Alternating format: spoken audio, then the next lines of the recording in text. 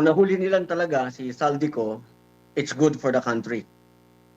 I can only say that I do not want to telegraph anything to them, dun sa kanilang gagawin, dun sa kanilang action. Basta all I can say is that kung nahuli na nga nila si Saldi and they're taking him back to the country, it's good for the country. Huwag lang nilang papatayin. We have to make sure also na yung seguridad ni Saldico ma-ensure natin para sigurado si Saldi uuwi ng buo at buhay sa Pilipinas at bibigyan nila ng pagkakataon na magsalita, maglahad sa taong bayan. Opo, at yaman at napausapan po natin ang domestic affairs. Nag-anunsyo po ngayong gabi si Pangulong Bongbong Marcos na nahuli na raw ng mga otoridad itong si dating Congressman Zaldico sa Czech Republic Attorney General. At sinabi po na nakikipag-ugnayan na po ang Philippine government sa Czech authorities para po maibalik sa bansa itong dating congressman. Ngayon, Zaldico ang kanila pong mahahawakan. Do you think, sir, ito na ang simula ng kalinawan sa issue ng flood control? Alam mo, kung nahuli nilang talaga si Saldico, it's good for the country. I can only say that I do not want to telegraph anything to them, dun sa kanilang gagawin, dun sa kanilang action. Basta all I can say is that kung nahuli na nga nila si Saldi and they're taking him back to the country, it's good for the country. Huwag lang nilang papatayin. We have to make sure also na yung seguridad ni Saldico ma-ensure natin para siguro si Saldi uuwi ng buo at buhay sa Pilipinas at bibigyan nila ng pagkakataon na magsalita, maglahad sa taong bayan. Maganda yan. I mean,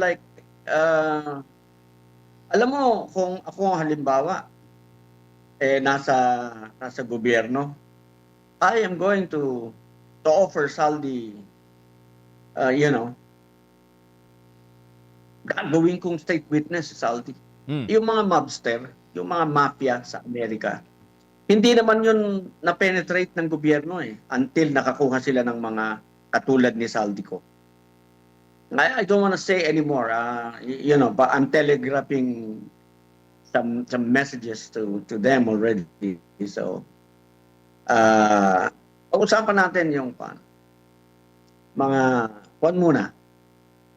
Dahil natutuwa ako dahil iuwi nila. Sana uwi nila kasi mabuting makausap natin siya dito.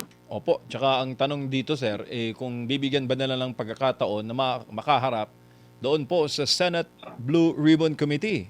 Na alam mo naman, ang komento ngayon ng taong bayan, hindi po sila kontento sa naging resulta, no? Although may mga partial committee report na po ang Blue Ribbon, pero hindi pa rin nasisihan ang mayorya ng mga Pilipino sa resulta po ng investigasyon sa flood control. Wala naman po kasi nakakatuwa sa investigasyon na ginagawa nila. Hindi ko investigasyon ang ginagawa nila. Sa lahat ng mga ahensya ng gobyerno na nag-imbestiga, hindi po investigasyon ang ginawa nila. Pagtatakip ang ginagawa nila. Pinagtatakpan nila yung mga may kasalanan. Hindi po yun investigation, kundi hindi ko makatch yung proper term in English pero talagang hindi naman nila talaga balak maglabas ng katotohanan, malaman ang katotohanan, kundi pagtakpan yung mga nagkasala. Mula sa Blue Ribbon Committee, hanggang sa ICI, hanggang sa NBI, hanggang sa Ombudsman, lahat yan wala. Wala, hindi mo maasahan. Kahit ang pulis, hindi mo maasahan. Ang sundalo, lalo na, hindi mo maasahan. Kasi, naglabas ako ng video yung non-partisanship. Talagang, at saka yung censorship. Hindi makapagsalita, hindi ang mga tao. Kahit sa private, sa civilian government, meron din palang mga pinagbabawal na hindi pwedeng magsalita against the government. Totoo na yung pinag-uusapan namin nung isang araw na ang Pilipinas ngayon is as if in a state of martial law. Bawal magsalita, kontrolado nila ang media lahat. hindi makapuna ang mga tao. Pagka pumuna ka, may kaso ka. Pagka, nako, pero we just have to continue fighting for our rights. We just have to continue stating the truth. Ito pa, gusto ko I would like to take this opportunity to tell yung mga supporters ng gobyerno. Ano po? Actually po, sa totoo lang, sa nagaganap sa Kongreso, sa Justice Committee, sa nagaganap sa paligid natin, hindi naman po kami ang niloloko ng mga kasama ninyo. Kayo. Kayo ang patuloy nilang niluloko sapagkat kayo ang patuloy na naniniwala sa kanila. Kami po hindi naniniwala sa kanila. Hindi kami naniniwala sa Justice Committee sa ginagawa nila, Luistro. Hindi tama lahat ng ginagawa nila. Pero kayo, hanggang ngayon naniniwala kayo sa kanila. Kayo ang niloloko nila. Kayo ang nagpapaloko. Hindi na kami, wala na kami, kalas na kami dyan eh. Yang ginagawa ni Luistro dyan sa impeachment proceeding. All of those are you know, wow. Talagang puro, siguro hindi pwedeng matutunan ng mga estudyante sa law school itong nakita yung ginagawa nila Luistro because kung ano yung ginagawa nila Luistro, yun yung sinabi ng Supreme Court na huwag ninyong gagawin doon sa kaso ng Duterte versus House. Okay, maganda na po eh. From the framers of the Constitution to the interpretation of the Supreme Court, dun sa intent ng framers, pagkatapos pinaliwanag nila doon sa kaso, dapat ngayon ang pagkakataon natin, let's do this correctly, let's do this right. Totoo po na ang impeachment is a political process, but it is also, first and foremost, a legal proceeding. In other words, may procedure yan na dapat sundin. Totoo po na dapat ang impeachment, pag sinimulan mo, pag yan ay in-initiate mo, dapat po masiguro nung complainant at ng House na yan ay makarating sa Senado para magkaroon ng pagdinig. Ang purpose po noon para mapagbigyan ng pagkakataon ang taong bayan na manghingi ng pananagutan sa mga matataas na opisyal natin. And at the same time, bigyan natin ng pagkakataon yung matataas na opisyal na pinagbibintangan ng kalapisan na makapagpaliwanag sa taong bayan. Yun po yung impeachment.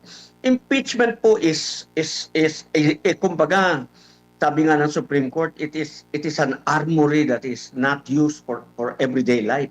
Hindi yan pwedeng pang araw-araw. Yan ay madalang pero pag ginamit mo, kailangan gamitin natin ng tama. At merong proseso, may procedure na sinasabi. Tingnan po ninyo, pasensya ka na, medyo mahaba. Okay lang, sir. Tingnan po ninyo yung ginawa nitong House Justice Committee. Nung impeachment complaint ni BBM, meron pa silang ginawang patawag-patawag pa? May mga pinagsusubpina ba sila para malaman nilang may substance o walang substance? Meron ba silang mga opening of bank accounts? Meron ba silang mga patawag sa AMLA? Meron ba silang pinatawag ng mga witnesses para mag-testify? Para palakasin yung sinasabing mga mahihinang complaint. Alam mo, doon pa lamang sa ginagawa nilang yan, kita na ng taong bayan, mahina pala eh. Ba't mo pinipilit? Okay. Wala ka pa palang probable cause. Mali hindi probable cause. Yung sinabi ni Luistro, probable cause.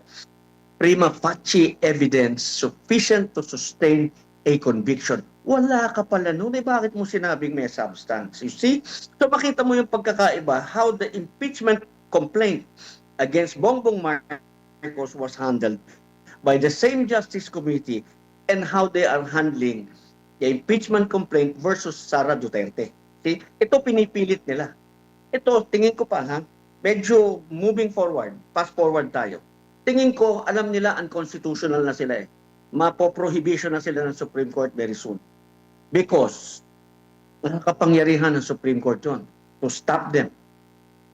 And I think the Supreme Court will stop them because ang dami na nilang excesses. Alright? And because they know that, tingnan mo to, I think they have turned the hearings, hindi trial, the hearings in the Justice Committee, kasi ang dami na nilang gustong gawin eh, into a demolition job. They want to demolish the Vice President, they want to tarnish her reputation, gusto nilang sumama ang paningin, pananaw ng mga taong bayan na naniniwala pa sa kanila na si Vice President Sara ay may kasalanan sa taong bayan. Okay? Gusto nilang sirain kasi hindi na sila makakarating doon. First, mali ang procedure nila. Second, I'm not sure they have the numbers in the House. Assuming they have the numbers in the House, I don't think they can garner sufficient number in the Senate to convict the Vice President because the evidence